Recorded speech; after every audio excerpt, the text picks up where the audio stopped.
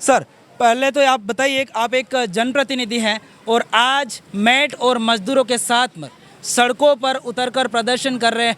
आखिर क्या ऐसी नौबत आ गई कि आपको भी सड़कों पर उतरना पड़ रहा है जनप्रतिनिधि होने के नाते भी? ये मेरा वार्ड है, यहाँ पर हम चुनाव लड़े थे और यही इन्हीं की जनता ने मुझे जनप्रतिनिधि बनाया। जब इनके साथ ही कुछ गलत हो रहा है तो मैं नहीं आऊँ तो दूसरा कौन आएगा।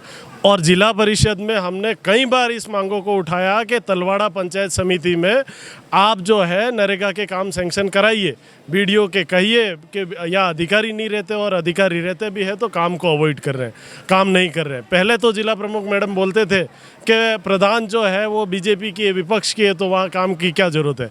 लेकिन यहाँ पे भी लोग रहते हैं, इंसान रहते हैं, हमारे मजदूर भाई बहन रहते हैं, उनको भी रोज़गार की ज़रूरत है। कोई पक्ष विपक्ष देख के रोज़गार नहीं दिया जाता है। दूसरी बात कि अभी जो आप तो उन्हीं की पार्टी में चले गए, तो अभी तो दो।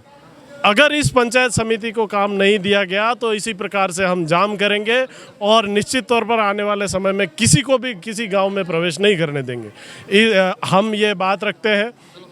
दूसरी चीज़ कि ये पक्षपात इसी पंचायत समिति के साथ क्यों हो रहा है? जब हम बागीदोरा, गांगड़ तलाई, आनंदपुरी देखते हैं तो वहाँ तो काम धड़ल्ले से चल रहे हैं। वो आज से नहीं, पिछले 20 सालों से 25 सालों से कंटिन्यू वहाँ काम चलते हैं। लेकिन इस पंचायत समिति को, दूसरी पंचायत समितियों को अवॉइड किया जाता है। उसको लेकर हम घर घर जाएंगे, लोगों को जगाएंगे, इसी प्रकार से आंदोलन करेंगे और उनको जागना पड़ेगा। अभी जो मनरेगा रोजगार गारंटी योजना आई उसके अंतर्गत 100 दिन रोजगार मिलना चाहिए, लेकिन एक गरीब तबका जो कि आश्रित है रोजगार के ऊपर, रोजगार नहीं मिलेगा तो उसका घर नहीं चलेगा, तब भी उनको 100 दिन पूरे नहीं मिलते साल भर में। और मेटों की तनख्वाह भी समय पर नहीं मिल पाती, रिपोर्ट भेज दी जाती है, उसके कई टाइम बाद उनकी तनख्वाह आती है। तो इसमें किसकी गलती मानते हैं आप?